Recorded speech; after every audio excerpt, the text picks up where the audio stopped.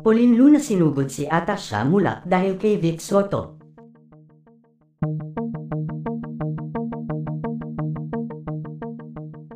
Dumipensa na nga ang asawa ni Vic Soto na si Pauline Luna sa actress host na si Atasha Mulak matapos na idoot nito at itulo ang asawa ni Pauline na si Vic Soto na umano'y may kinalaman sa nangyari umanong pambababoy kay Atasha.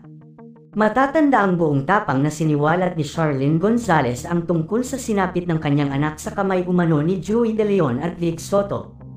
Inakusahan nga ng pambababoy ng mga ito kay Atasha Mulak, dahilan para sampahan ng kaso ni Atasha ang mga ito. Agad nang dinampot ng mga pulis si Joey De Leon at ayon sa source kasabay nito ay ang pagpapadampot sa mga pulis ni Atasha kay Vic Soto. Sa isang eksklusibong interview kay Vic Soto ay itinanggi nga ni Vic ang akusasyon ni Atasha sa kanya, at ayon dito ay parang anak lang ang turing nito sa dalaga, na mariin namang pinabulaanan ni Atasha Mulak.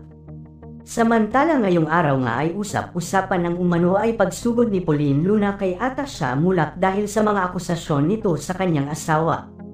Galit na galit ngang kinompronta ni Pauline Luna si Atasha matapos na magkaharap ang mga ito.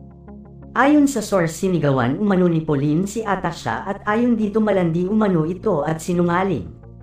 Pinagbantaan din nga daw ni Pauline si Atasha na magsabi ng katotohanan at wag idiin si Vic Soto sa kasalanang wala naman umano itong kinalaman.